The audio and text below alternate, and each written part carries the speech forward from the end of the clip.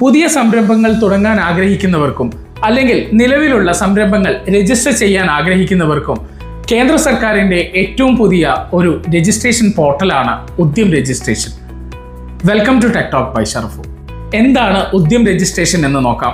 MSME മന്ത്രാലയത്തിന്റെ കീഴിലുള്ള official registration പോർട്ടലാണ് ഉദ്യം രജിസ്ട്രേഷൻ. പണ്ട് ഇത് ഉദ്യോഗാധാർ എന്ന പേരിലായിരുന്നു അറിയപ്പെട്ടിരുന്നത്.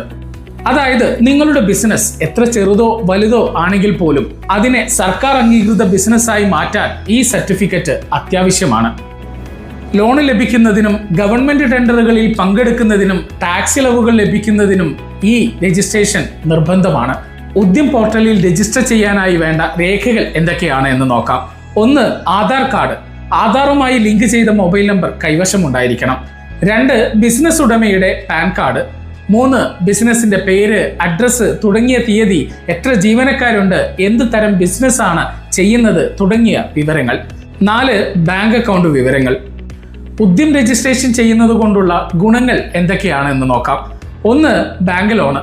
നാഷണലൈസ്ഡ് ബാങ്കുകളിൽ 20% സബ്സിഡിയിൽ ഉൾപ്പെടുത്തി കുറഞ്ഞ പലിശ നിരക്കിൽ മുദ്രാ ലോൺ ലഭിക്കുന്നതിന് ഈ ഉദ്യം രജിസ്ട്രേഷൻ നിർബന്ധമാണ്.